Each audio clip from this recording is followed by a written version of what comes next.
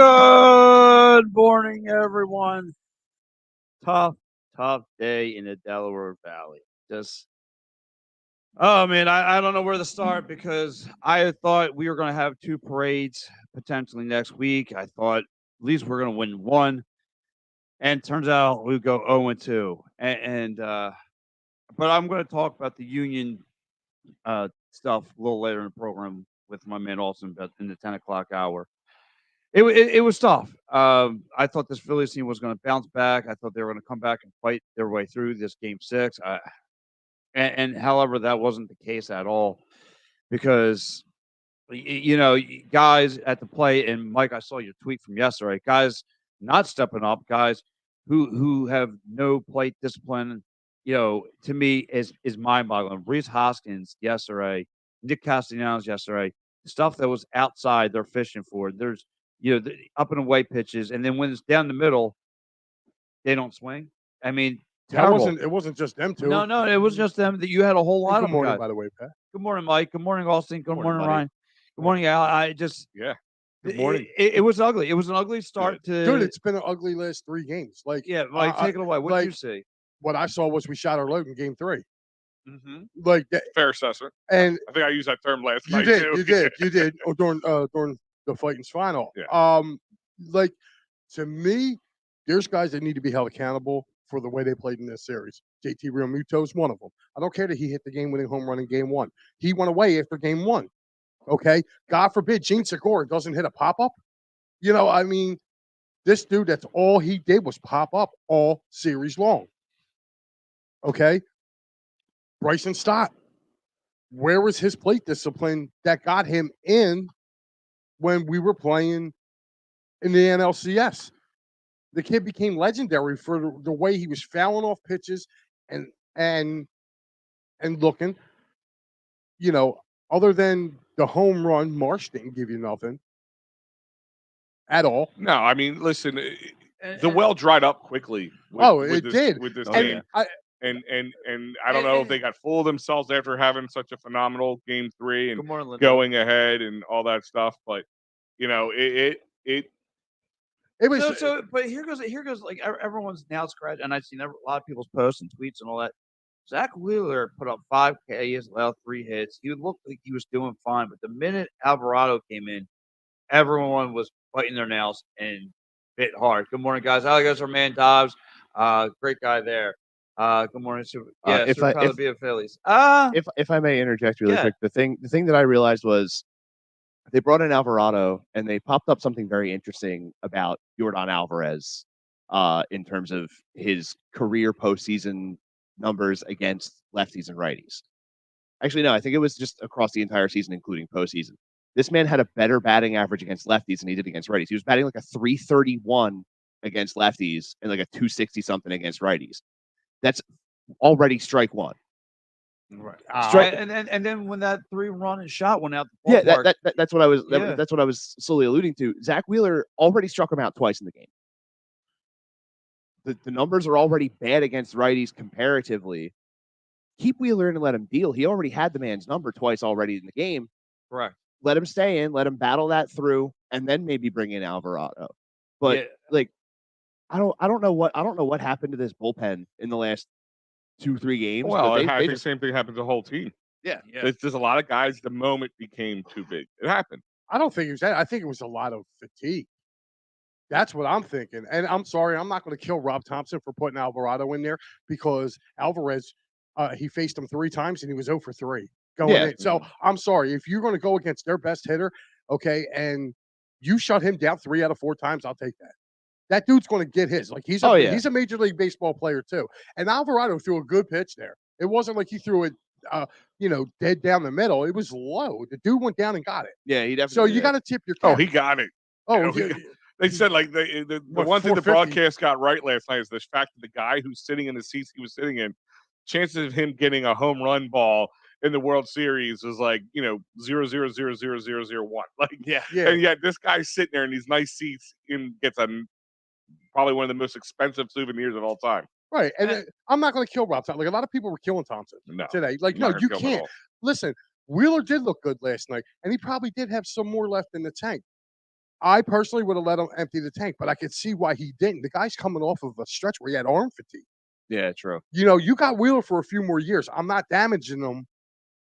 So you're looking long term. I got and this is the where people were complaining about the spot how we got in. There was 2 changes this year that helped the Phillies have the chance to go to World Series Game 6. I said this last night. Yeah, DH and then the third. The DH and that third wild card spot. If those two rule changes didn't occur, we wouldn't even be having this conversation right now. No. We wouldn't even be in the postseason. No. No, and then the thing is I like you said, I'm not going to butcher Rob Thompson. Did he make 100% best decision? I can't say that, but in baseball, if you make 35% of the time a good decision, you're doing well. Dude, he did that a lot more than that. He did more with less. Yeah. Than anybody. Yeah. So I look at it like this. I know we were all hurting last night. We were all hurting. If you're a Phillies fan, you hurt last night. Mhm. Like that Alvarez home run. All right, that's up there with Joe Carter. Okay, it didn't end the World Series, Correct. but it did. pretty much did. It Yeah, pretty much essentially did. But And by the way, screw you, Fox. Screw you. oh my God, could they have not been any more on the Astros Johnson this whole not series? dude, not even that. Not even that. Like, did the Phillies even play in this World Series? No, the Joe Carter pictures of the '93. Yes, you saw that. I'm sitting there, I'm like, first part, the timing of it was just horrible. It was And right then, after he hit the home run. Outside of it being a World Series and the Phillies, what does it have to do with the conversation at the moment? Right. Nothing. Because they were pro Astros from the get-go. Like Oh, yeah. it was like, I'm sorry. I always try to give the national guys their due, but I mean, this was a 6-game suck-all fest for the Astros. Hey It guys, was. Hey guys, did you It know that was. Dusty Baker has a lot of friends? Yeah. And guess what, guys? The Fox guys they're gonna rattle them off for you. Oh, he's friends with Snoop Dogg. I don't give a shit. Yeah. It literally got to a point where like my wife and I were sitting there listening to that, and we just started railing off our own random names to go along with it. Like I was sitting there like, oh, dude, he also knows Harry Cable. Just like even like dudes from like 50, 60 years ago. I'm like, this is asinine. It makes no sense as to why they're doing this. What did he say? Oh, you hung out with Willie Nelson. I'm like, all right. The part that got me is it's like you guys were saying they were so on to this Astros team, and then every 3 minutes, even in Game 4, they had to show Altuve in the dugout, having a no pants dance the whole time. Well, he is one of the leaders of the team, so it's understandable. But I mean, sort of like how when things were going good for Philly, they were showing Harper a lot. Yeah, but I mean, there was mostly the whole bench. But I mean, I get what you're saying. He's not wrong though, Pat. I get what you're saying. I hate Altuve's face too. Oh my gosh, I just want to hate him. He's a little dickhead gremlin, but whatever. We'll move on. Listen, him and Bregman both. Yeah, I just want to step on his face. Listen, Bregman. Did I hear right last night too, Al? Did they say that Bregman could be a possible free agent this year? I think he is. Yeah, like if I'm the Phillies, that's a guy I go and get. So Ryan, let's get you into the jacuzzi here. What did you see? You want to be? Hey, jump right in, feet first. Listen, guys, today's not a day to hang your head. It's not a day to mourn. It's like the old saying: "Don't cry because it's over, smile because it's happened." Rewind back to May. We're sitting at 21-29, and Joe Girardi is our manager. Yeah. Who would have thought we were playing in the World Series in November? First time in Philadelphia Phillies history that we're playing baseball in November. It's insane. Yeah. I'm happy we were here. I'm very grateful. Oh yeah. I love this team. We're not going to have everyone back. Obviously, we've probably seen the last of Reese Hoskins in the Phillies uniform. I think that's a good thing. And I mean, I'll miss his wife because his wife was really cool and buying beers for everybody. Absolutely. Yeah, it needs to buy him glasses. But I'm very grateful we made it this far. And maybe you could have used that beer. I'm able to put my head on that. I'm proud of this team, and I'm proud to be a Phillies fan as much as ever. Yeah, and piggybacking off of Ryan's point too. I think this now opens up free agency wise because not a lot of free agents wanted to come here. Yeah, but you make a postseason run. We got free advertising the past month and a half. Oh, exactly. And these top names in baseball have seen what our fans bring to the table. They see what this October atmosphere is like. Oh yeah. You think Trey Turner's not chomping at the bit to come here right now? He already was. Him and Bryce Harper have been flirting back and forth for months. Oh yeah. Oh yeah. I'm under the assumption that Trey Turner's shopping for houses out in South Jersey or Delco right now. Right. I'm Melbourne. I'm assuming he's coming. I mean, if you take a look, just look at some of the potential free agents at the Phillies, because you already know they're going to go after. They're going to. You think they went above the luxury tax this year? Wait till next year. I think. I mean, seeing Middleton out there collecting the balls during batting practice in the NLCS, this dude is going to throw whatever amount of money it takes to bring that trophy back to this city. I totally agree. And like I said, it just sucks because I felt like this World Series was winnable. I just felt like, we could have done something here. I mean, look, Nola didn't have the greatest starts either, and throughout the series. And then you look at it since Game 4. Like you said, Rhys Hoskins 0 for 13, Nick Castellanos 0 and 11. I mean, those two guys really. I already told you, dude. I already told you. I'm giving Castellanos a mulligan for this year. I am. I'm not off his train right now. No, I said the same thing last night. I'm not. Yeah, I'm not. I'm not happy. That's a good I'm point. not happy I'm about not it. happy. Like kind of like what you were saying, Ryan. Like be happy with what we have. Nobody expected this and all that stuff. And that's what I'm saying with Nick. We know what he's capable of doing. But like I think he was pressing and chasing, and you saw what he did with plate discipline a little bit last night, not a lot, but a little. The last 3 games, he's looked better at the plate. And by the way, real quick, hold on, I'm going to move on for this, but Dives this time in. This is a good point. They also didn't bring up the cheating scandal last night, and the only way they brought up the cheating scandal is them saying like, "Oh, this is a whole new team. This is the same guys, and they should be celebrated, and not remembered for it." Dude, they cheated in this series. They used an illegal bat. They used the bat. The devil's advocate. The bat offered no competitive advantage. It was a player safety issue.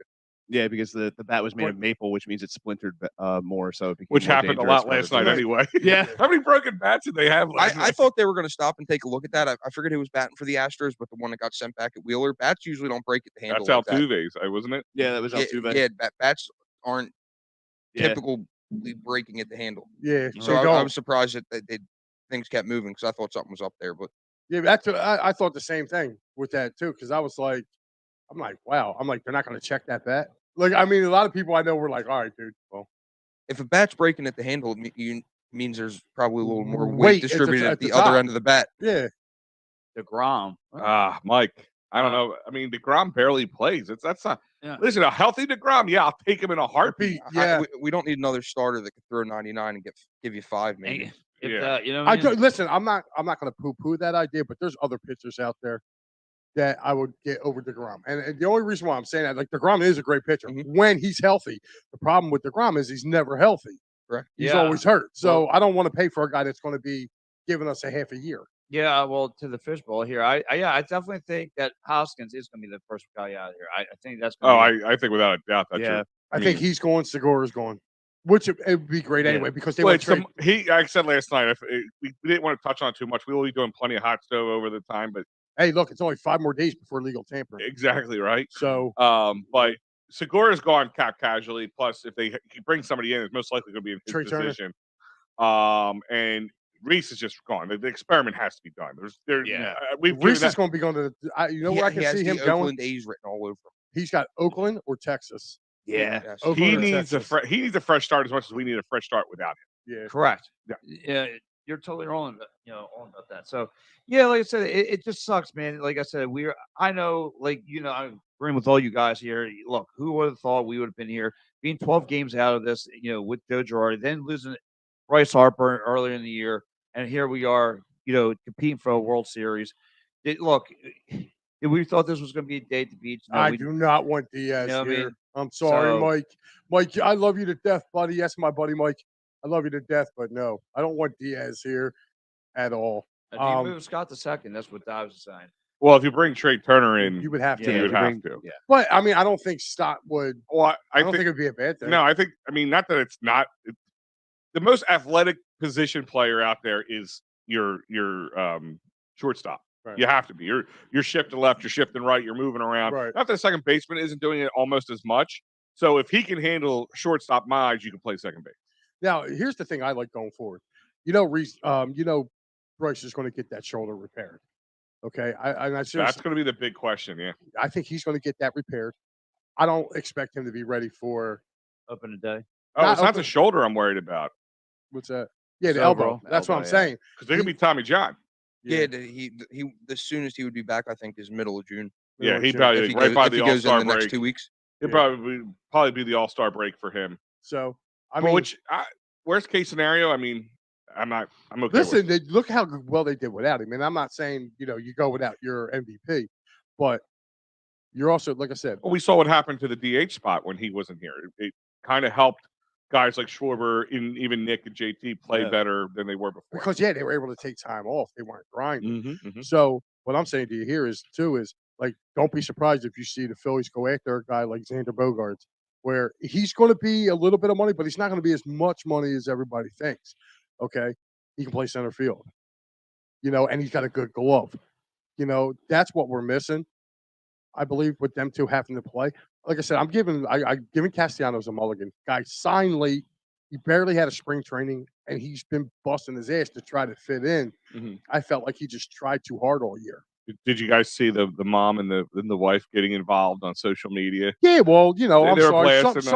Some of our fan base need to really chill out with that shit. I'll tell you. Last night, from when I was doing the Fightins final, I had to block a few people during the show, or Matty B did actually. That couple dudes. There was a couple Houston fans who wandered their way into the chat, which is fine. You would have pounded your chest. You won. I would have been pounding my chest too. I'm okay with pounding chest, taking some zingers. Do what you got to do. That's cool. The one guy said, and I'll just keep it as, he just pretty much said they won't know anything when I kill them in their sleep. Talking about Hoskins and wow, Nick, talking about Hoskins and Nick, and then because we told him like, yo, bro, like we said, there's no need for that kind of stuff, and I'll kill you too. So I'm like, dude, and see you, pal. I mean, they're just keyboard warriors. Yeah. I mean, but for me, keyboard tough guys. I love it. Oh yeah, I can type 60 words a second. I should always fear that. But it's a good point, Mike. I don't know how that would work out, but sure. That's what I'm saying. Yeah, not you, Mike. The other Mike. Mike on the screen. That was one Nick the first. That was one of the reasons why he transitioned to outfield, was because he started as a third baseman and his defense was not great. So they still wanted to be able to keep him out there, and because at the time they had guys like Miguel Cabrera and all those, and like Victor Martinez playing the DH spot in Detroit. Yeah. So they transitioned him to outfield, and his defense got better, his offense got better. So he felt like a lot of stress was taken off of him. I wouldn't move Nick the first though. So let me ask you guys: do you feel like we could have won this series, or do you think Astros were the better team? No, the Astros obviously they're the better team. They won. Yeah, they were the number one on team paper too. They were on paper going in. They were the favorites going in, but they were the Phillies beat the Phillies. Listen, you know what the Phillies proved this year? That they were better than an 87 win team. They hung with a 106 win team. They eliminated a 100 win team, and they eliminated an 87 win team and a 93 win team. So that just goes to show you that they were just right. They were right there with them. Just stop and think if Girardi wasn't managing them early on, and Rob Thompson was. Correct. You know what I mean? So the future does look bright. They gave Rob Thompson 2 years, and I think this guy's going to have them back. I'm not saying, a lot of things went right for us, but if you listen to Harper's press conference, he's expecting Dombrowski to go out and make changes. And I think they know it. I think that they know that they're going to be going. Yeah, Chris Rapizzi's got the best line right here. No one hit. Only two people that hit were Harper and Bohm. No, Bohm was. Yeah. He hit. I mean, you talking about last night's game or in general? In general, in the last 3 games, he's got some hits. Harper and Schwarber were your 2 top hitters, and Bohm. Run producers. If you want to go more than just hitters, some guys had. He was your small ball guy, pretty much. But yeah, man, it just sucks because, like I said, I remember was it game 5 when Nola was up. I mean, you saw Nola. He was throwing that ball all over the place. Like JT had to take off his mask and go like this. He had to give him signs like, dude, calm down. Like he's throwing everywhere. He's like, dude, relax, stay cool. Dude, it was bad. So, well, I mean, if you take a look at it too, though, the moment caught up with them. That's fine, but it's their first time in a World Series. Listen, Zach Wheeler wasn't great except for last night. Last night he was good. But I don't blame. Like I said, I don't blame them. Now they got a taste of it. So do you think by them two getting back there, they're going to be like, all right, we've been here. Right. And go ahead. I think I found what's going to be the kryptonite of Rob Thompson last night, though, and that is getting lost in the whole lefty versus righty, righty versus lefty, lefty versus lefty, righty versus righty thing. Because that's the only reason he took Wheeler out. Wheeler said in his post-game interview that he was good to go. He was good to go. He felt like I don't know if that's his only reason, but it's probably a big reason. If it wasn't that late in the game, he would have stayed in. I think he was worried about Come on, what was the problem that we there was a chance he wasn't? You're talking about an elimination game in the World Series. You're throwing. Listen, I'm saying arm fatigue is the reason he wasn't starting yesterday or the day before or 2 days before, whatever it was. Right. That's why. That's why I'm thinking he's thinking 6th inning. This big hitter comes up. He wasn't dealing. He was doing well. Don't get me wrong. He got a guy out. Luckily, I mean, he could have been a lot less prettier. But ultimately, I think he was just going, all right, this is his arm fatigue starting to set in. We need to have somebody who can throw high heat. And let's be honest, Alvarado has not been the same in the World Series as he was the rest of the. That's the only reason I went with Alvarado. That's what I'm thinking. I'm thinking that back end of that bullpen. You start seeing some cracks. Like, sorry, Anthony wasn't as sharp last night either. When he came in, he gave up a run. I just think it's time to let baseball go back to where you let your ace either win or lose you the game, especially when you have a guy like Zach Wheeler and you're in the World Series. Yeah, but that's not modern baseball. And modern baseball also dictates that as many times as you go through the order, that's why you're not going to really ever see a complete game from anybody ever again. Yeah, that'll be like, we'll be telling our kids about that. I'll be like, what? That's ridiculous. Nobody was that good. I actually saw the Aaron Nola complete game one shutout he had against the Reds back in August, and I look back at that now. I'm like, wow, that's rare. Yeah, like you don't see that anymore. Well, I remember people telling me it was who was it? Nolan. I'm trying to remember who it was, but he had like 214 pitch complete game. I mean, could you imagine that? Like something like even to us that's crazy, but like having I mean, how many times during our runs we're like, oh, Cliff Lee threw a complete game. Roy Halladay threw a complete game. I was about to say, like, Roy Halladay would throw like a 165 pitch complete game, give up 2 runs and still get a win. Yeah. Like you'll never see that anymore. No. Like I can imagine like 20 years from now just going to kids being like, dude, I remember when pitchers used to give up 2 or 3 runs and still throw a full 9. Yeah. Our man Sorgi is checking in. He says, I'm from Milwaukee but living in Philly. So I like the Brewers and the Phillies. Oh, that's a rough take there. Yeah. But he said, but I would take Reese in Milwaukee as our next DH. Well, I will take him. I will drive to the airport for you. There you go. I'll drive to Milwaukee for you. So yes, take them off our hands. Don't forget to hit that like button. Yes, absolutely. And so, like I said, man, like I said, I don't know what to do for next year. I just felt like we could have had this whole thing. But look, I got to tip my cap to the Astros. Look, luckily, we're not the Yankees because they swept the Yankees, no problem. But you got to tip their cap to their pitching staff, too. But about that, Justin Verlander had 18 Ks in this thing. Valdez had 18 Ks. I mean, they were mowing our lineup down. I mean, they were mowing them down because we weren't disciplined either. I agree. Yeah, with that. they like. I mean, when you're swinging the stuff outside the strike zone and letting straight heaters coming down the middle, and you're looking at them. Yeah, I mean, it's you kind of got to tip your cap, but you also got to look at too that like we went cold after Game 3. Yeah. The Fish Lobby says, should the Phillies re-sign Thor and Robertson? Robertson, I would let walk. Yeah, I would. I mean that goes to show you again, like it's the distance. He's great for during the year, and he's what 37. Yeah, he's no youngster. So yeah, look what we need now. It's 162 games plus now if you have to go through a wild card, it's 2 extra to 3 extra games possibly. Yeah. And if you go through long series in the NLDS, NLCS to the World Series, talk about arm fatigue. I think you let him walk. Thor, I would resign. I said that last night. I said if the price is right, and I think the fact that Thor didn't have, he didn't have like this Thor resurgence. Like he's not nearly the Thor we knew, but as a 5th guy, 4th guy, and if the price is right, I take. Yeah, I mean, if you look at it, you have Wheeler, Nola, Suarez. You're going to have Painter next year. Painter's coming up. Yeah. Okay. I think he goes in the pen to start though. No, they insert him right into the rotation? Did you see his stuff? He is electric, that kid.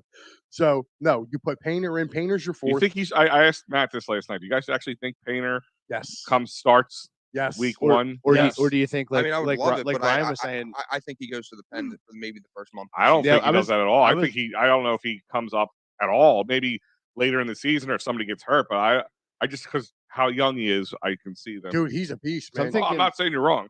No, I'm actually. This is something that the Phillies don't really have. Like they're young pitching. So he says, Mike says the Astros were better and deeper with the pitching.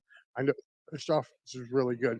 They were, but I mean, let's keep it a bean. The Phillies were right there with them. The Phillies were right there with them. And Pat, what I wanted to get to you and ask you is just certain things that I really truly wanted. As far as going forward, who are the guys that you don't want to see back here?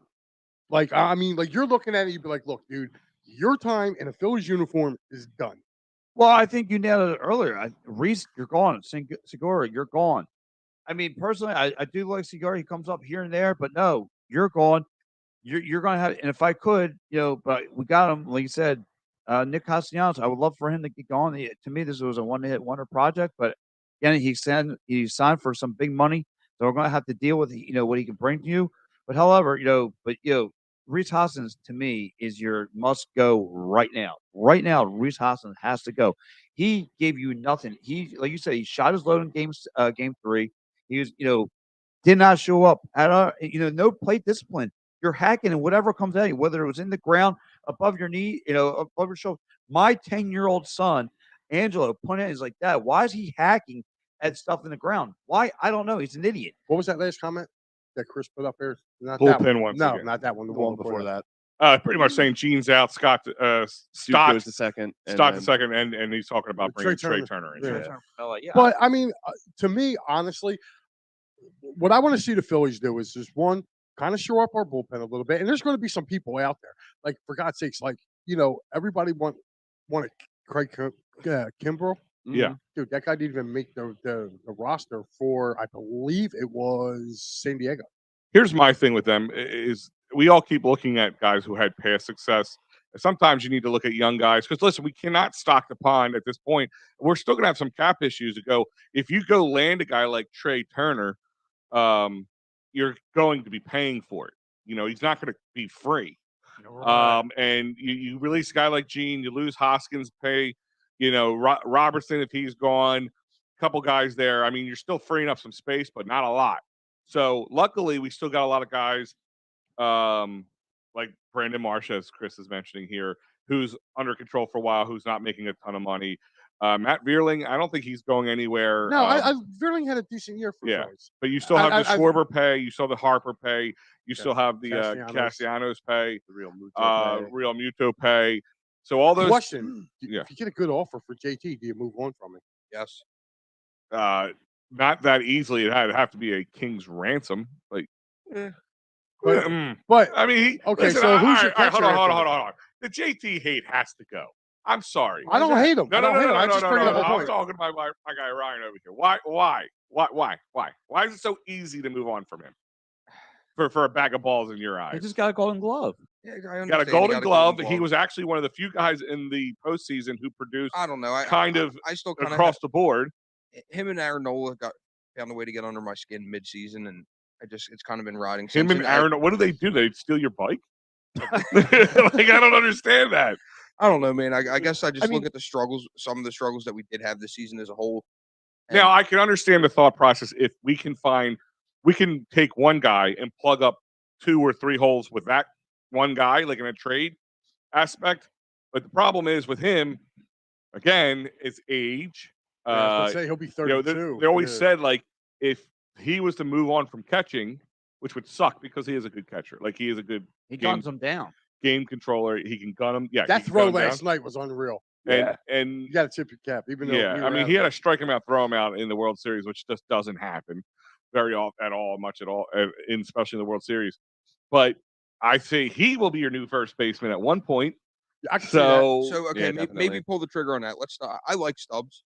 I'm a big fan of Garrett Stubbs. I think Stubbs is one of those guys people just fall in love with because you don't see him enough for him to piss you off. Like, that's kind of how I put. Like, of all backup catchers, he did have the least amount of starts in baseball this year. I don't have the exact number on it, but JT had the most starts as a catcher in baseball. Exactly, and my point is, if Stubbs started more than JT, you'd be like, what the hell are they thinking? Like, I mean, I can't say that exactly, but JT by far is head and shoulders better than Garrett Stubbs.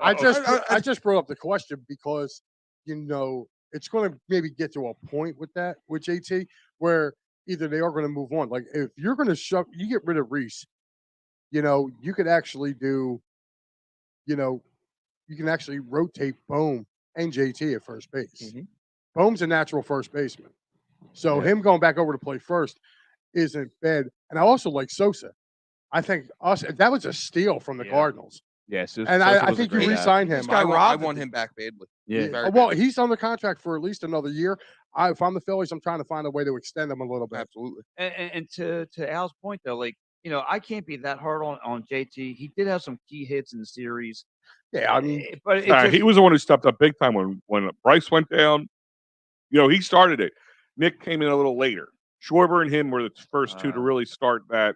We're not done just because our main man's down type. Mentality. What would you want in return for Reese? A bag of peanuts. No. And that's where you guys listen. That's where you got to be careful with this because there's good and bad of Rhys Hoskins from an outsider looking in. Because the problem is when you have a guy who does do well at times. Because Rhys had some big key moments in this postseason. Yes. Of course, not in the World Series, which was a good thing for us, of course. But in general, from a sales point, the problem with him being cold in the World Series hurts us a little bit because, it was the last thing they saw. Hopefully, another team's kind of looking at him kind of like Carson Wentz got another job situation. Like he's got such good talent, we can fix this. Yes. Give me some time to work with him. We can fix this. Right. But the problem is what are you going to get for him? I would be happy with maybe a bullpen piece and a fourth or fifth starter. But I don't know if you can get two guys for Rhys Hoskins. I mean, I think you can. Because the problem is if this is the last year of arbitration, right? Yeah. So that means you got him on a 1 more year deal. So that means he's going to be wanting to get paid. So once again, that hurts your return. So I quickly want to go around the table here, and I'll start with you first. What's your takeaway from the series? I mean, it's the season, this series, and what to look for next year. Oh, high expectations. That's just. We had high expectations when they signed Schwarber and Castellanos, if you want to pronunciate it correctly, because I got yelled at a couple times for that. Mm-hmm. But it's high expectations, which in some ways is a bad thing for us because this one everybody kept saying, "Oh, as long as we make the postseason, get a little time, get their feet wet in the postseason, let them feel it, But ultimately, hopefully, this gets not that I feel like Dombrowski wasn't trying to make the right moves, but we went in this season picking up guys like Nick, like Schwarber, and saying, okay, we're going to go some bargain basement pitching in here and let us hit our way out of problems until next year, until we can start getting better pitching in here. We all complained about the farm system. Well, the farm system stepped up big this year. We have to admit, even guys like Derek Hall, we were talking about him a little bit later. Yeah, Bailey Falter. That was a forgotten. Same thing with me. I felt so bad that they didn't give this kid a chance to play in the World Series because I thought he deserved a chance. Yeah, it's because when you listen, short leash in the NLCS, when you go out and you get the fact is he still was the better pitcher starting pitcher that day. But here's the thing, like I will never he hold got it. shellacked. Yeah, but listen, and you know what? Yeah, he did. But it was the Phillies' fault. I mean, you don't let a guy sit around for 16 days.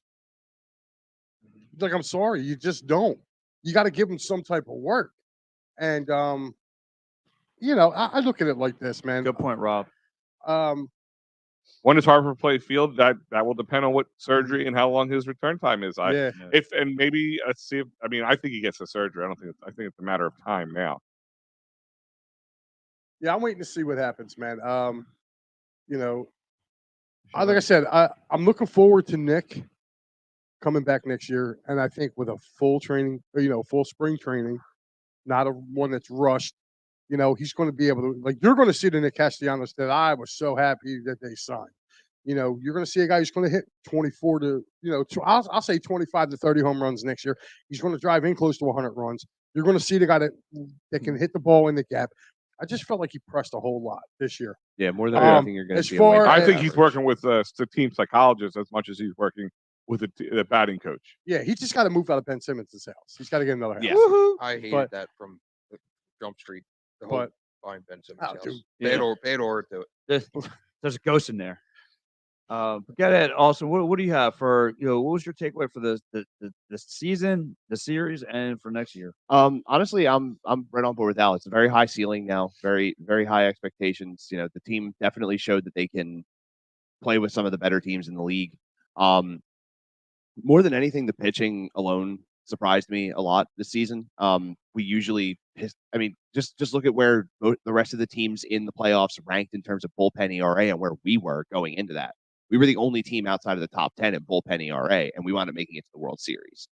So, if that doesn't say something to what Thompson and this coaching staff can do for this team, then I don't know what does, honestly.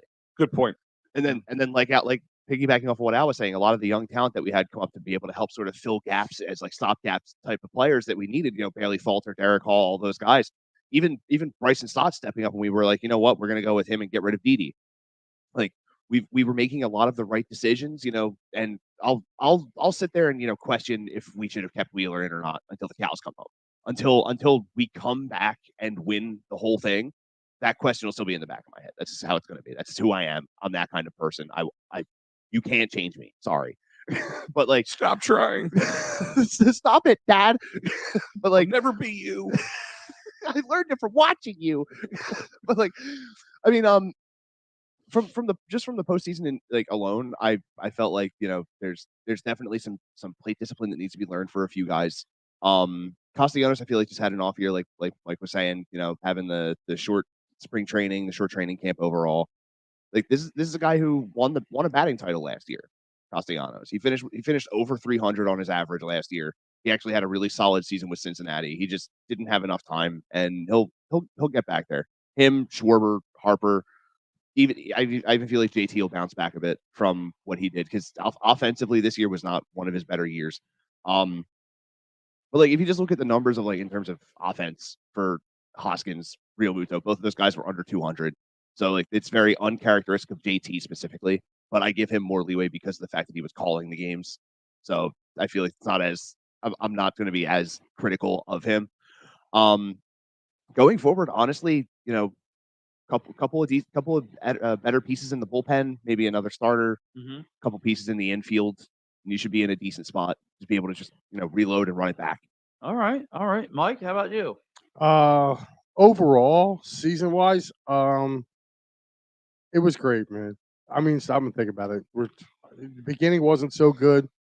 They get rid of Girardi, and then all of a sudden, this team just takes off, man. And the way the season ended, I mean, I remember us checking our phones on that Friday when they were down in DC and they had that doubleheader. And the first game of the doubleheader, they lose 13-1, and you're going, well, they just ran out of gas. And but then they just continued to play, and like everything bounced their way. Like they didn't have to go play the It definitely felt like a Destiny type team. Yes, it did. Unfortunately, Destiny didn't.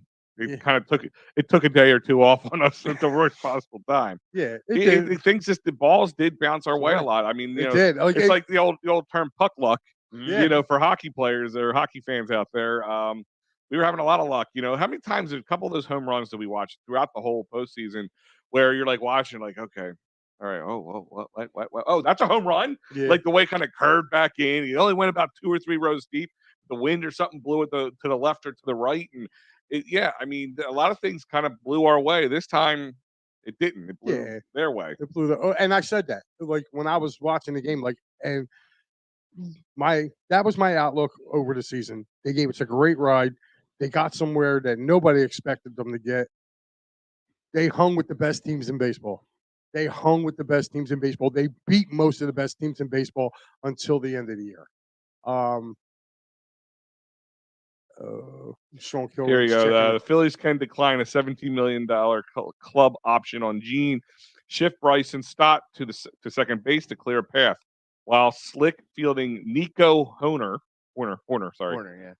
can easily move to the other side of second base to accommodate a major shortstop signing in Trey Turner. So wait, because they were talking about moving Stott to second base and then also talking about Nico Horner at second base. Yeah, he just put 2 of them in there together, so you can't do both. But although I would love Nico Horner. Nico Horner is a very solid defensive second baseman. Well, right now we need offensive producing second baseman, because right now I think Stott from all counts played well and owned that from a defense, but I don't know about offense. Now going into, you said your thoughts on the World Series. World Series was we just ran out of gas. Yeah. We ran out of gas offensively, defensively, and like I said, I'm not going to kill the bullpen. Alvarado and Dominguez were dominant leading up to it. They just, they haven't been here before. The Astros, this is their 3rd trip in 5 years to the World Series. Like, so I mean, these guys were where we were where they put us. Yeah, well, the last time both the guys who shellacked us, they got shellacked the last time they were in the World Series. They learned. That's what I was saying. I think I said in one of our messengers or something. Did the 2019 Washington Nationals hurt our chances of coming back this year? Because these guys felt that. There was no way they were going to allow that to happen again. Yeah. So real quick, guys, why don't we jump into here? Yeah. So if you guys want to hop on one of these great trips, go right ahead. Our next big trip coming up is to the Colts.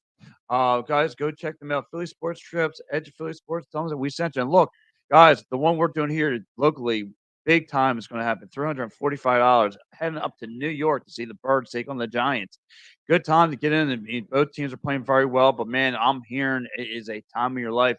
Mike and Al will tell you the drinks, the food is outrageous. The partying is great. You get to hang out with everyone, but especially you get to hang out with the EOP and the Devereux sports guys. That's where the party's at. So, guys, hop on that bus trip. Only $345. You could be chilling with Al. You could chill with Mike. You could be chilling with our old buddies, the Bells and Birdman guys. You could chill with E-Rock. You could chill with, Donkey. Everyone. And it's in December, so you'll be chilling one way or the other. Yes. So December 11th, you will be chilling. Yeah, so guys, hop on at phillysportstrips.com. And if you're also, just so you know, I did not have the graphic up for you yet, but if you're let me tell you something, Philly Sports Trips, if you're looking for a great Christmas present, they have a lot of trips coming up. February, they have a Sixers trip going to Brooklyn. They also have a spring training trip already out there for you. So if you want to get back into your Phillies, as Matty B said last night, 100 days, pitchers and catchers. Yeah, so I mean, So like last night, if my wife didn't have to work overnight, I was going to be on a flight to LA to see the Union and LAFC scrap up. So I was going to hop on that at phillysportstrip.com immediately. The game was over, but my wife had to work this weekend, so she poo-pooed everything. So women tend to do that. Yeah.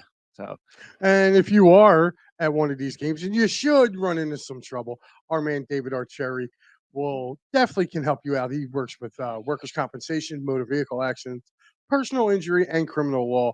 You can contact him through www.cherryinjurylaw.com, or you can reach out and call him at 610-565-0300, and that's our buddy David Archeri.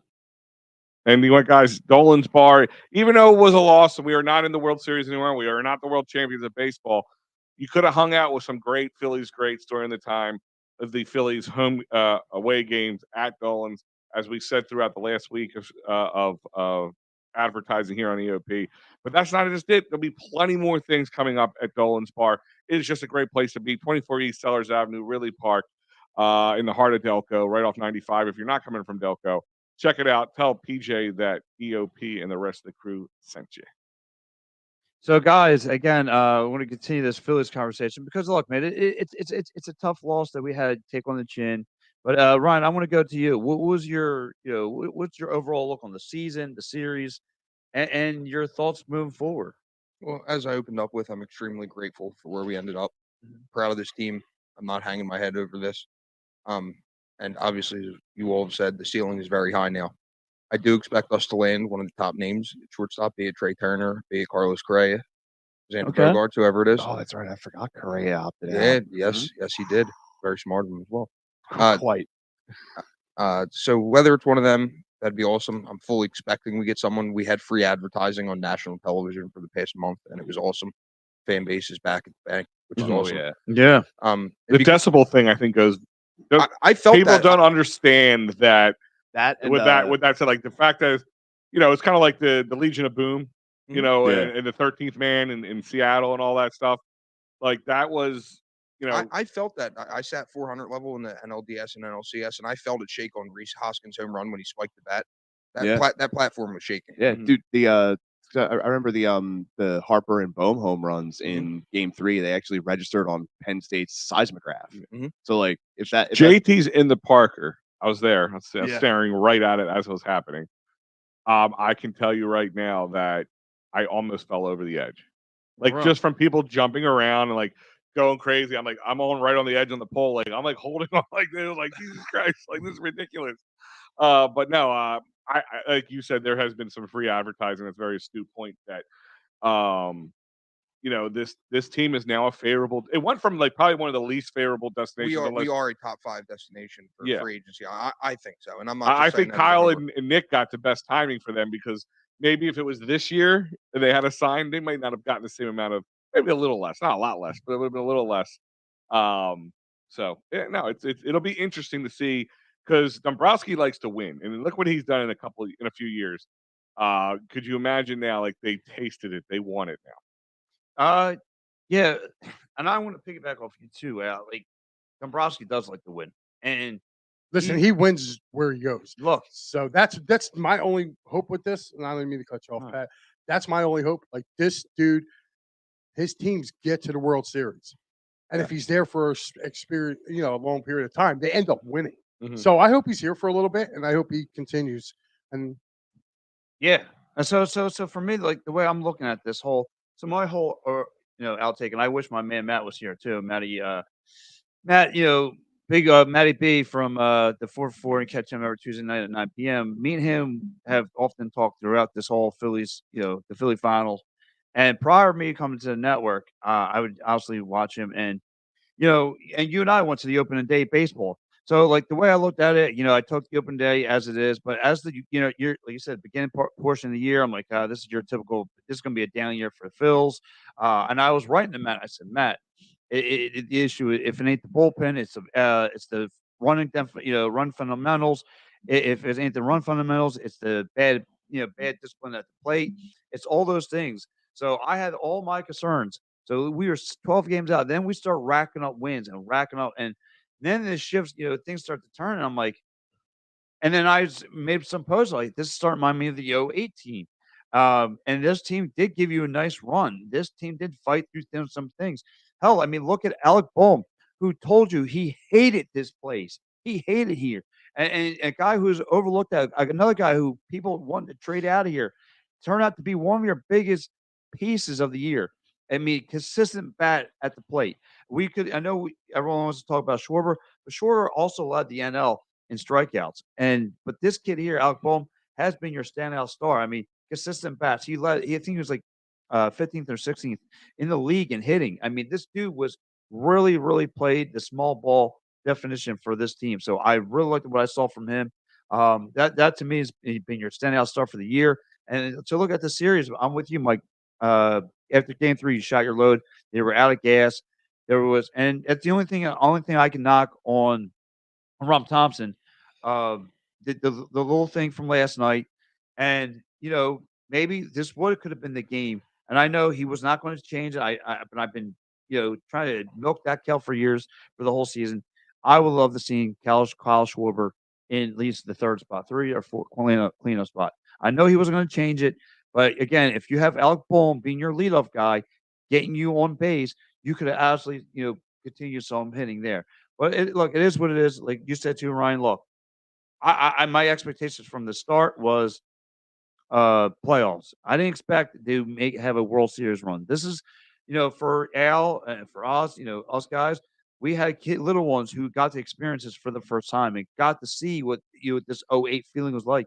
When those guys in the whole national media told me that the Cardinals had the best, best fans in baseball, I said, you haven't seen nothing yet. Or if you did, you forgot about Philly because we showed you baseball heaven. Yeah, baseball heaven. Well, guess what? We turned. They're in baseball heaven because they got shot dead. Wild card series guys by the Phillies, by the way.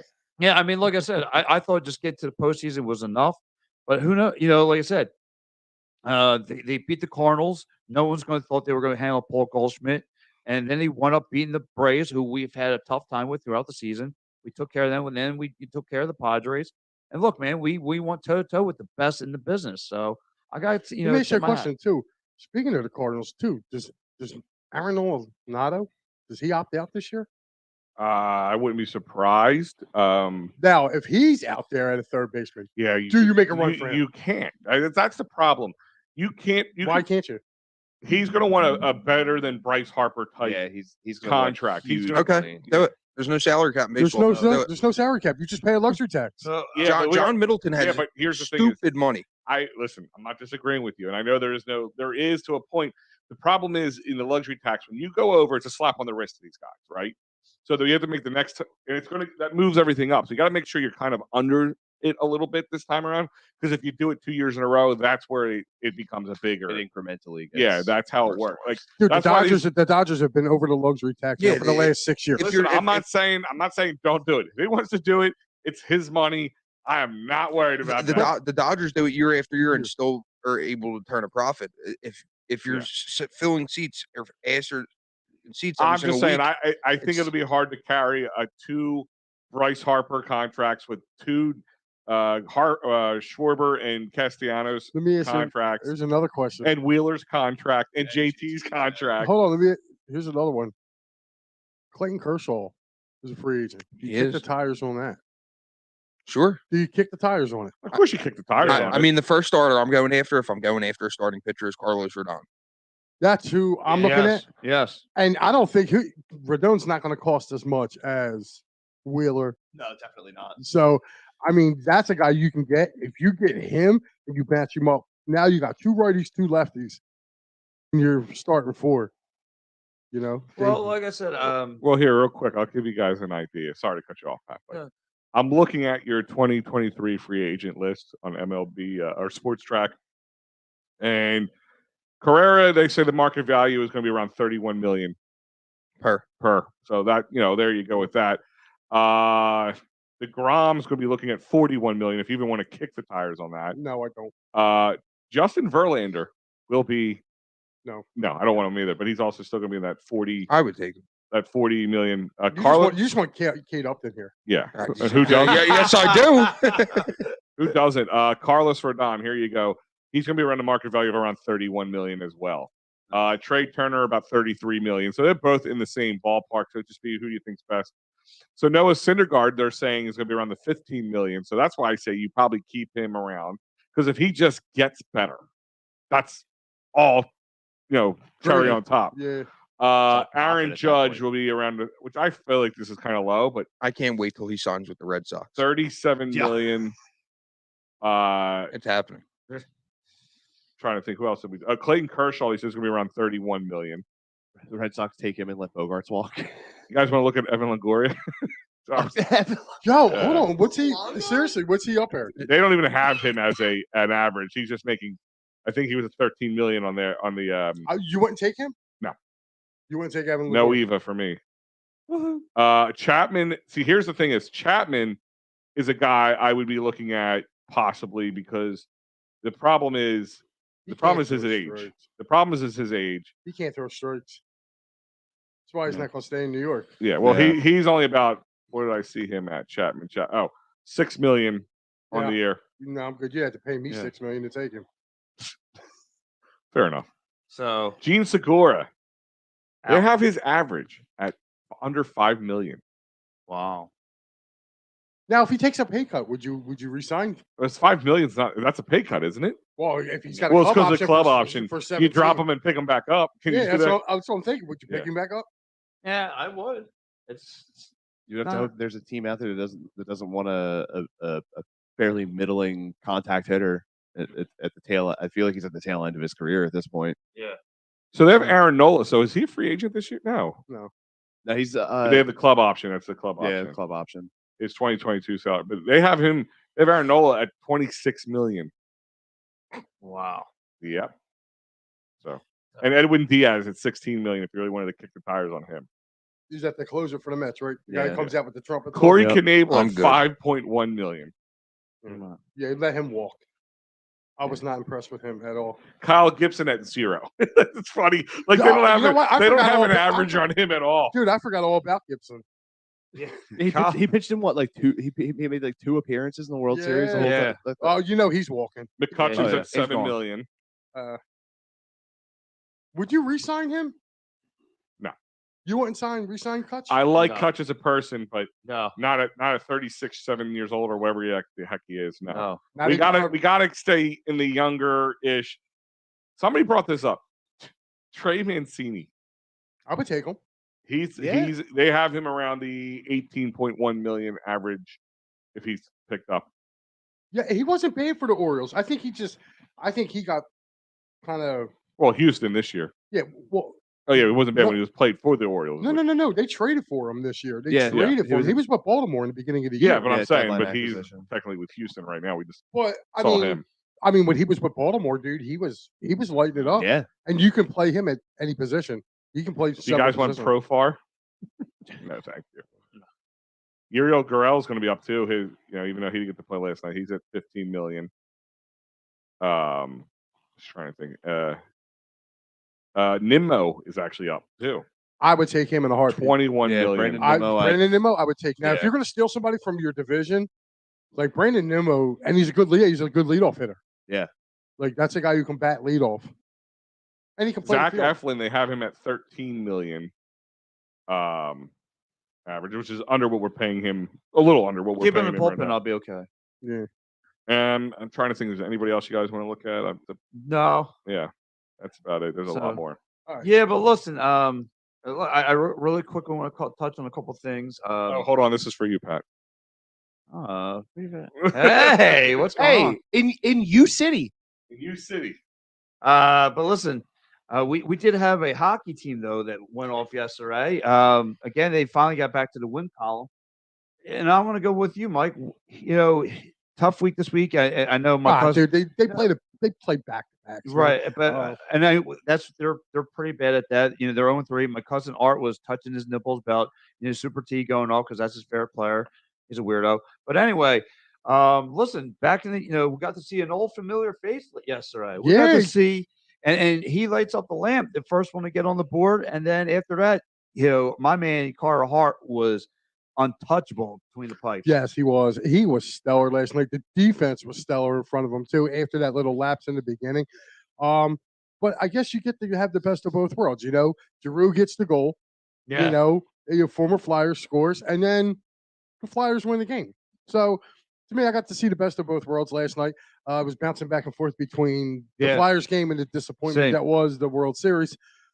So, again, Pat, we've been talking about this, and I've been slowly, Torts are starting to win me over a little bit here with the way he has this team playing. I mean, dude, they had a gut-wrenching loss at the Garden, dude. I mean, they lost 1-0 to the Rangers.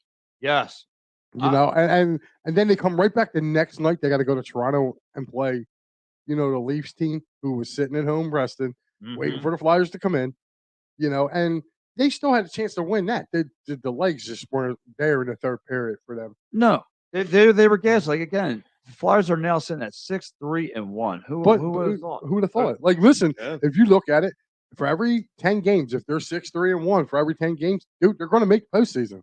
Oh, yeah. So, I mean, I'm not saying that they're going to go to the Cup, but, I mean, for this team being young, these kids are playing. Tony DeAngelo's looking like the real deal back there. We finally have a quarterback leading our power play. And you're right about that. And they've been decent on the power play. And speaking of Tony DeAngelo, he had that nice shot from the blue line. He banked it in there where there's somewhat traffic in them, in front of him. And he just found a way to find the back of net. He plays really, really well. And then, like you saw it there, like going back to Carter Hart, the way he played, stopped 31 shots out of 32 goals. He stopped that. I mean, he played really, really well. Now, remember all the killing we did Carter Hart a year ago? Well, I should say you. No. I'm going to pass that torch. Mark Gordon. Okay. But, our former host, colleague that was on this show, you guys were killing Carter Hart, and I told you, he has no defense in front of him. I don't care. You can have Grant Fuhr there. If you don't have the defense in front of you, you're going to get lit up. Right. Yeah. Now look what they did. They Flyers are playing defense first. And I'll tell you what, I've been watching, not just the Flyers, but I've been watching some of these teams around the Eastern Conference. Boy, had the Penguins fallen from grace. No, listen, I watched that Penguins-Bruins game the other night. The Penguins had a 5-2 lead going into the third period. Boston scores 4 goals to win 6-5. Wow. And Boston's blowing it. Boston's the hottest team right now in our conference. Actually, probably all of hockey right now. Yeah. They're sitting at like 10-2. Right. And like to piggyback what you're saying. Oh, and the Dirty Devils are sitting at the top of ours. And was it 9-3? Yeah, 9-3. Well, they won last night, so I think they're 10-3 now. Yeah, that was their 9th win. So 9-3, they're sitting there. You got then right before us is Hurricanes at 8-2-1. So, but like I said, the way the Flyers are saying, and to piggyback what you're saying about defense first, this is John Tortorella. This is what he's about. Defense. No, actually, it's not. You don't think so? No, because if you looked at Tortorella when he was with the Lightning, they were a very up-tempo, in your face, in your zone. Up-tempo, high pressure on the forecheck. High pressure on the forecheck. That's why they were. When he went to the Rangers, they were the same way with the Rangers. Okay? Same way. He fell back and started doing that when he got to Columbus. Well, that's what I'm saying. Because Columbus, they didn't have that kind of, like, I guess they didn't have the forwards to do it. They didn't have the gritty forwards to be able to do that kind of thing. Here with the Flyers now, I think it's a perfect mix between what he did in Tampa and what he did in Columbus. He's kind of mixing the two because they are playing good defense, but they're getting out on rushes too. Yeah, and I love the way they're pressuring the puck right now. My only thing is can they keep this up?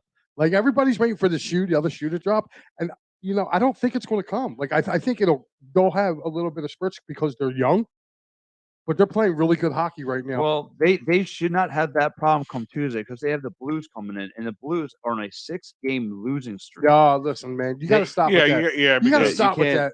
I hate when I hear those things, man. Yeah, because you know what? Yeah. Justin Verlander didn't win any World Series games. Guess what? He got his first against us. Yep. Well, I mean, it's a stat because I seen and look, the Islanders took liberties on them. They come out starting hot, and then they just, I don't know, take the foot off the gas pedal. But I looked at the way they play hockey. They don't have a great defense. They don't have nothing in front of them. Well, they lost a lot of guys. I mean, Tarasenko's not there no more. No, Tarasenko. They haven't had Pietrangelo for 2 years. I think their best defenseman now is Colton Parayko. Yeah, and he was that Stanley Cup team team that they had is gone. Tarasenko's still there. He just got 5. He has 5 goals. Take a look at it. Tarasenko's there. But yeah, you got. You're right. Tarasenko is still there. Yeah, Brandon Shen. Oh, so who's the other one that they lost? Was that Pietrangelo they lost? Yeah, Pietrangelo went to Vegas. Yeah. All right. So yeah, but look, this Flyers team, it is looking hot. Hopefully they can continue on Tuesday. Take care of piggyback. Is that game in St. Louis or is that here? No, it's in St. Louis. But however, the Blues got to play Boston Monday night. So all right. So we got to go down there Tuesday. Okay, so they're getting the back-to-back. Yeah, and they got to play Boston too. Just like how Matt likes it. Yes. No, I mean, we're gonna look one good. Not to talk about the Phillies game, but one good thing about the Phillies, I get to actually sit down and watch a whole Flyers game. Every time the Flyers came on, there was something going on for me, either a Phillies game or something with the network. So I really haven't had a chance to watch a full. Yeah, just sit down and watch a full Flyers game. Just because we're all heartbroken over the Union and the Phillies doesn't mean we still don't have Eagles, Flyers, and Phillies. Flyers. Somebody also pointed out the last time that the Astros won a World Series, the Eagles won the Super Bowl. So just pointing that out. Ooh. So like I said, hopefully the Flyers can keep at it, keep winning. We'll love it. Again, I think they're going to win on Tuesday. It should be an easy win. Should be coming off a back-to-back. Hopefully they take liberties on the Blues. So with that moving forward, though, let me get to the one problem child we have in the room, and I'm going to go with the man who loves them the most. Ryan, what's going on with your Sixers? We lose. I like your Sixers, Ryan, because they're losing. That's a typical parent move when you call them the problem child. Yeah, they're losing, Ryan. So these are your kids now. So Ryan, we have an injury bug. I get all that. However, to me, you see that they need Embiid low in the paint. I don't care what anybody says, because Wednesday they got bully bowled by the Wizards, and then Friday they didn't have the firepower to match the Knicks with James Harden out there. So you're putting a lot of this pressure now on Maxey. Do they have what it takes to bounce back out of this? I mean, for the time being.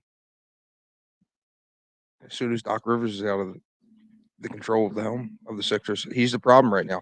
And I know I said the whole trade Joel Embiid thing 2 weeks ago. I still don't think that's the wrong answer. But the immediate answer is to get rid of Doc Rivers. I can't go there with Embiid. I can't. I need Embiid low in the paint. You see, he takes the 3-on-1s. He dishes out. He makes everyone wide open. Everyone's got creating space. They need him bad. They need him bad. They need a big man in there, because Friday's game they had PJ Tucker low in the paint. I thought that was going to be okay. By the way, wasted signing. A lot of wasted money going towards PJ Tucker. That's just, it's not working out. I don't think they bought him for the postseason, and we got to suffer through him. It's brutal. This is brutal. Yeah, it is brutal. I was not super happy with that signing to begin with. I thought they were just. It's like one of those things like where I saw somebody. I go back to the Al Horford signing. I was actually the one.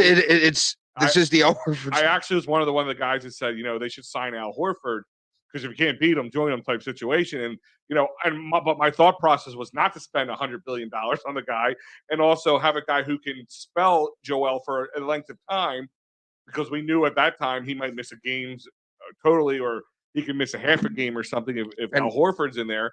And this is the same thing. He wanted him. They thought this was the guy that you're telling me there's nobody else out there who could play aggressively like PJ Tucker for maybe half his age. And what's really worrying me is like we know the Embiid injury bug will bite eventually. Like he's dealing with illness right now. You're right. We're not even talking about an injury. He's sick. Yeah. So this is going to be a very long Sixer season. It's and going to James Harden. And now a month without Harden. I mean, this is going to be a very long season. Oh, you guys, go buy a dog. I am looking. I am looking forward to the. Then buy another one. They bought a dog. His name's PJ Tucker. Yeah. I was on 4 cats. Does that count for anything? But yeah, look, and they got the Suns coming in tomorrow night. Yikes. Yeah, I mean the Phillies. I have no baseball to distract me anymore. That really helps. So. You guys, man, I'm not worried about the Sixers because you know why? The whole thing is just for them to get into the postseason. Once they get there, like they got to start winning some more games if they're going to get there. Yeah, come on, you really think at the end of the year the Sixers are not going to be a playoff team? At the 12th seed, you never know. Did you think the Phillies were going to be in the World Series when they were sitting at 21 and 29? Again, we're not talking about the Phillies. We're talking about I'm talking about you don't know what tomorrow brings. I mean, there's still plenty of basketball though. At the same time. That's what I'm trying to say. Listen, we've already been the number 1 seed in the conference. Where'd that get us? No, it got us the same result as being the 4th seed in the conference. You got bounced in the second round. This team was built for them to go further in the postseason. They'll get to the postseason. Do you not look at the Sixers roster and think that they are not going to be within the top 8? Like, come on. No, I don't think they're going to be in the top 8 because this whole bench. Oh my God! Then go buy a dog. Better yet, go get a big stuffed animal because you need one. Okay. I know I need. You are the negative Nancy. You are the Dave Yarnell of this show. Okay, you are the negative Nancy. Shout out, Dave. Everything is just doom and gloom. Oh my God, they're not. And you know what? And I'm right. No, Ryan Smitty, you're not. You're the homer of this group. Okay? I'm not the homer. I'm just saying, you guys are looking at it. It's too early. Listen, I'll agree with you that for this, it's too early to judge. Absolutely. Thank you. That's but what I'm breaking the glass and hitting the panic button right now. Right now, I'm going with him on in kind of that Phillies comparison again. They are not going to be able to do much with Doc. I think he's done. Daryl Morey should have been taking notes this whole time. Sometimes the right guy is right there. Sam Cassell is sitting on that bench. Yeah. Fire Doc Rivers, get him the fuck out of Philadelphia, and let Sam Cassell run this team. And look they're sitting below 2 spots below the Brooklyn Nets, who already pulled that trigger. I think it's time for them to. By the way, what a move! I know we're 4 for 4, but holy hell was that a move by the Brooklyn Nets? The fire Steve Nash. And by the way, Ime Udoka, who's not actually suspended by the league, just by the team he's currently under contract with. Yeah, we're going to take him because they're going to let him walk for absolutely nothing. Yeah. And they just got Ime Udoka just like that. Yeah. And they're like, Kyrie, just say you're sorry, dude. And he's like, nah. They're like, well, then you too. Wow. Yeah, that's a train wreck. And I wonder. I'm not even going to dive into that because that's all sorts of stupid. My question on that one is, if he does that, does that void a contract? Like, is that a great way for them to get rid of him without, granted, they're going to spin it like that, sure, but I don't think, being that he never shared any personal opinion of his, he shared the movie, I don't know. He'll get paid, but they'll get out of owing him the money. It'll probably be an off-the-books type of thing. Kind of like Ben Simmons at the end of the, arbitration. They're quiet settlement type situation. Yes, exactly. Yeah. First, Ben Simmons going to be playing by the trade deadline because he won't be in Brooklyn. Hopefully overseas. He's got the Shanghai Sharks written all over him. Yep. Well, listen. We don't have a Phillies team no more. We don't have a Union team, but we do have the Eagles 8-0. Come on, guys. Oh man. Let's get it back to the Eagles. Who would have thought 8-0? We'd be like, hey guys, the Eagles are 8-0. Yeah. Right? That's only because of the Phillies. Absolutely. No, I know absolutely, but I'm saying, who would have thought? Listen, Thursday night, honestly, how many of you guys had multiple TVs going? Because I did. Yes. I did. Yeah. And you know what? I had the Eagles on the phone, the World Series on the TV. I had the World Series on one TV. I had the Eagles game on the other one. I shut down Al Michaels and Kirk Herbstreit because I didn't want to hear them. Yes. So, God, because Al Michaels sounded like he was drunk. Yes. Did he not? Probably was. Oh, he probably was, but he was awful. Because I feel like after like week 2 and week 3 of Thursday Night Football, he's like, look, man, I have no idea what they're giving me anymore. So, Yeah, like, well, he I went feel from like getting the best primetime game. Now he's getting to get in the Broncos and the dude. Colts. Did you see did you see this upcoming week, the Thursday night game? Oh, you talk about a cosmic, cosmic barn burner. Atlanta, Carolina. Yeah. Woo! Look Cosmic barn burner right there, baby. As Frank Gifford would say. Is that why they're already promoting 2 weeks from now? Now, Yes. Dude, no, that Yes. Listen, Literally why. Did you? Wait, is that when did anybody else like with the whole Phillies thing? Can I point that out? They are stroking Green Bay and Dallas. Well, Dallas now, is why a better team, but Green Bay, really? No, did you see the scheduling? The scheduling for today was so horrible. Like, you go down the list of games, you're looking at this going, do I really want to watch it? I'm talking about on both networks. Yeah, the Fox was smart. Fox was like, look, this week is shitty. We know it's shitty, but hey, next week we got a rivalry renewed. I saw more ads for the Green Bay Dallas game a week from today than I saw for this week upcoming. Yeah, the night game is what, Tennessee at Kansas City? Yeah.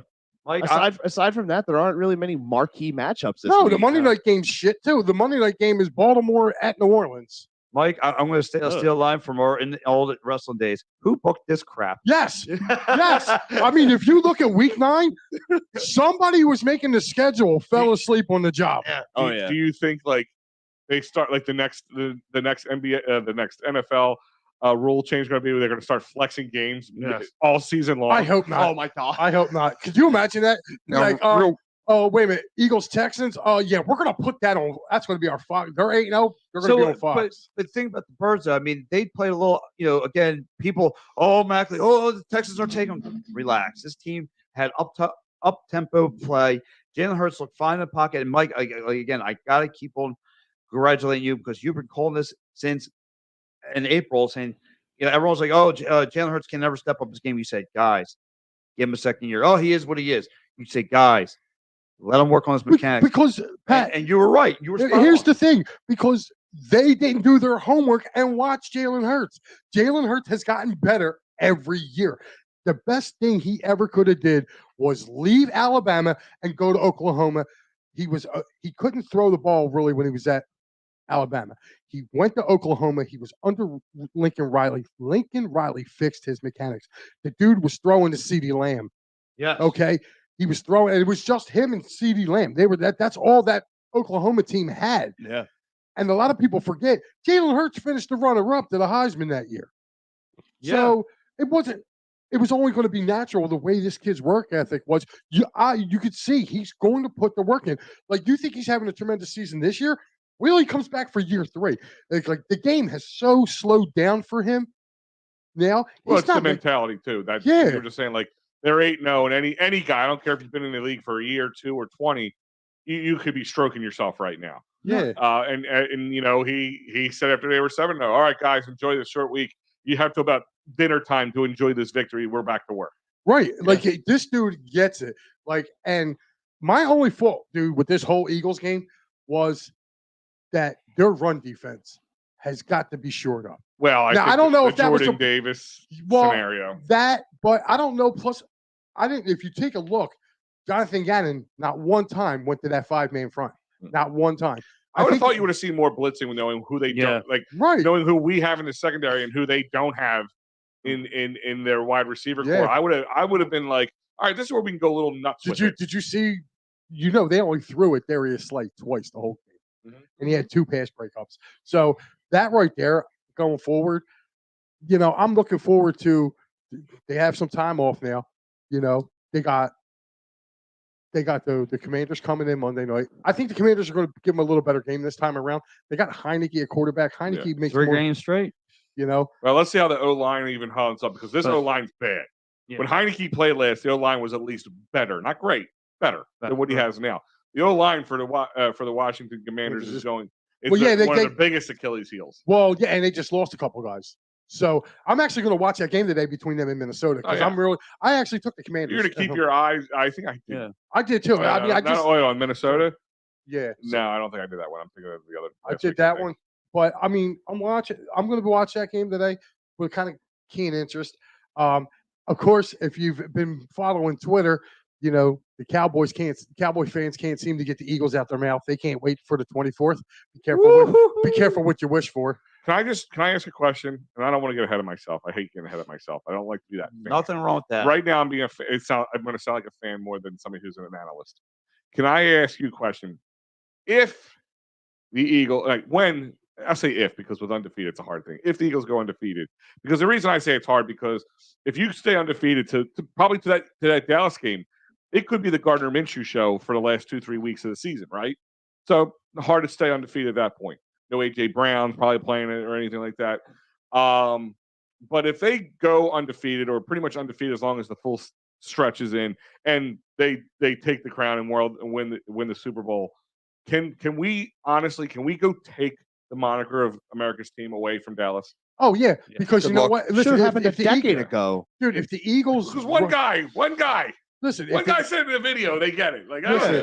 If the Eagles run the table here, I'm kind of with you, Al. I don't see that happening. But if they do, right this day, the way they rest people and stuff this day and age is hard. So I mean, I'm looking at it like this: if they should run the table, right? No Cowboys fan can ever say nothing to another Eagles fan ever again. They can bring up the 5 Super Bowls, and an Eagles fan answer. We're historic. You can look at them. Historic. You can look at them and say, "Guess what? We're perfect." Your franchise can never say that. It's at the point now where the Cowboys' Super Bowl victories are now in antiquity. So if you're bringing that up, well, no, not every Cowboys fan is like that, because I have friends of mine who are Cowboys fans. And same here. Like they're looking at it like the way my buddy Sean that went with us down to Washington. He said to me, he was like, "Listen," he was like, "Do I think Dak would have made it a closer game? Possibly." He said, "But he said you guys were killing us." He said that. He said, "Dude," he's like, "I don't know if your defensive coordinator took a nap in the third quarter of that game."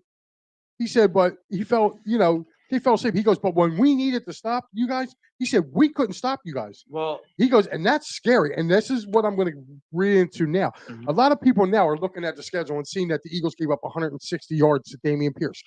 Number one, Dameon Pierce is not a scrub running back. He's really not. I told you guys during the, when we were talking about fantasy football, I said, look out for this kid. Kid can run the ball. He's on my fantasy squad, man. So, plus the Texans, they were going to play you. There was just too many factors going into this game where people were like, "Oh, well, the Eagles didn't look well, but they still won by double digits." That's what I'm saying. Yeah. Like, are you kidding me?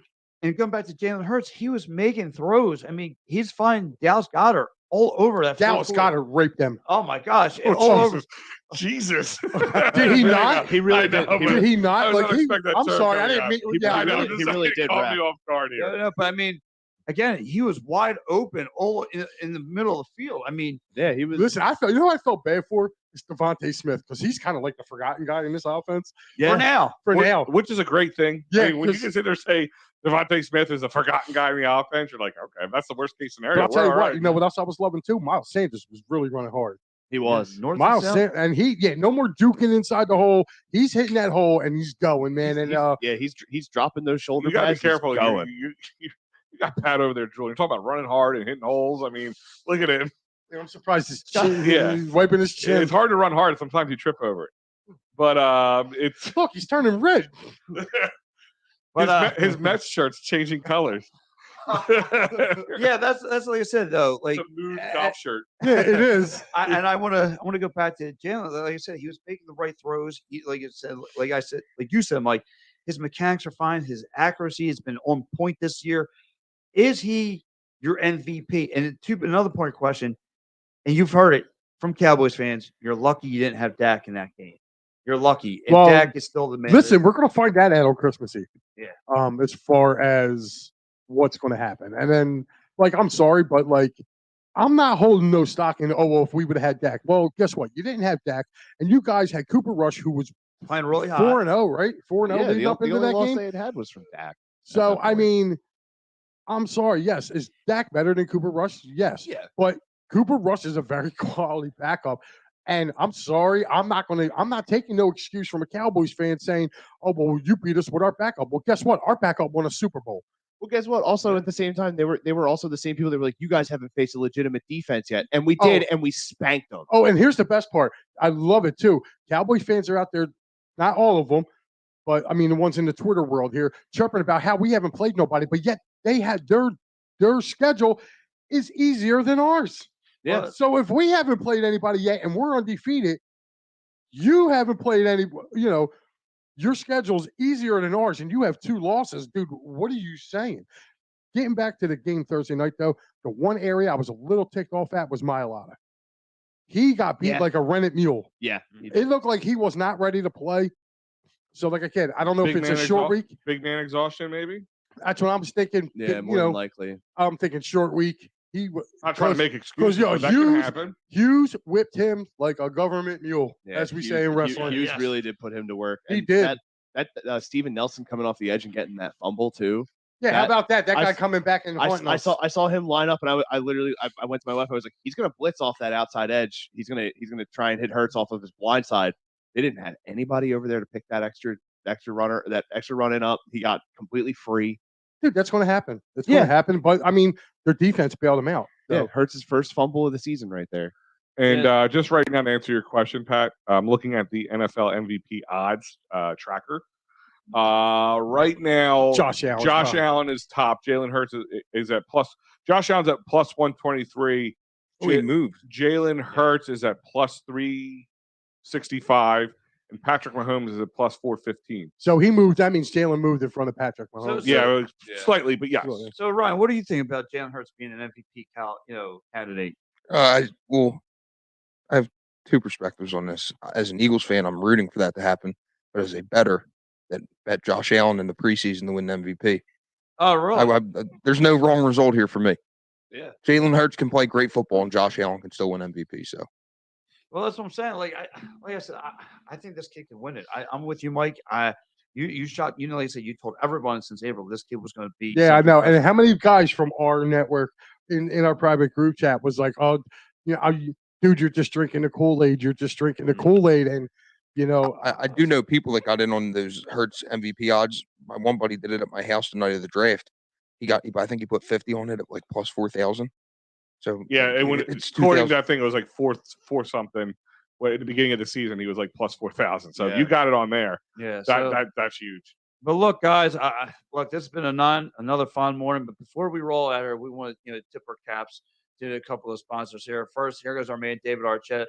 David Archeri, please give him a shout out today. Working compensation, miracle vehicle accident, personal injury, criminal law. Look, if you see a Cowboys fan today, he's going to give you a little bit about the division, and you need, pop him one. Give it our man David Archeri. We're not telling you to. Not telling you to, but if the need arise. Yeah. But if some altercation arises, give my man David Archeri a call, and he'll help you out. That'd be funny. 610-565-0300. That'd be funny. Like some law firm actually in Philly said, "Listen, if you act like a Philly fan and punch somebody or climb a pole and get arrested for it, we're your people." Like, yeah. Sports fan specialist. Yes. Oh, guys, and you know what? What better way to, if you can't, make it down to the link, you can go through Philly Sports Trips. They have excellent home game tailgates. That's right, home game tailgates. I'm actually taking my wife to the Green Bay tailgate the week that we play Green Bay on Sunday Night Football. So I'll be there. The next one that will be coming up for Philly Sports Trips will be the Indianapolis one. But actually, if you're a college football fan, they are also doing a combo. It's actually the Notre Dame game against BC and the Eagles at Indianapolis Colts. Oh, wow. Definitely check in and jump in on that. Me and Al went down to Washington earlier this year. We had a great time. Guys, the tailgate alone is worth the price. The next one that I will be doing will be on the 11th of December. I am going to Snoopy Stadium, a.k.a. MetLife. I will be going up there. I don't know who else from EOP will be going, but there are a few of us that are probably looking into definitely going. Guys, $345. You cannot beat it. It comes with your bus. It's a bus trip. You get your transportation to and from. Your car, where you park at, that's paid for. You have a 3-hour tailgate, and you get seats to the game. I mean, you can't beat that. And you get to go with a bunch of other. And you get to go with a bunch of fans that are going to be cheering for the same team you are. We're just going into a hostile environment. It's great. You get to go with a band of brothers. How was the bus ride? Dude, the bus ride was great. I mean, I never drank so much beer in my life at 7 o'clock in the morning, but it was great. But it was a great place to drink so much beer. Dolan's Bar. 24 East Sellers Avenue, right in Ridley Park. Great place to be. Like I said, they had some Phillies greats there tonight. Yeah, I met Lenny Dykstra last week. Over last week. There's always something going over at Dolan's. It's not your typical bar. It is the most Delco bar, 24 East Sellers Avenue, right in downtown section of Ridley Park, right off 95 for those who are not coming from Delco. So, guys, listen, man, we've had a fun hour, Pat. Yes, it is. It was a really fun hour, guys. I want to thank you. Austin and I will be on in just about 5 minutes to do the Attack and Third yes, show. guys, make sure you definitely tune in for that. You're going to have Austin and Pat here are going to be covering it wall to wall, kicking balls.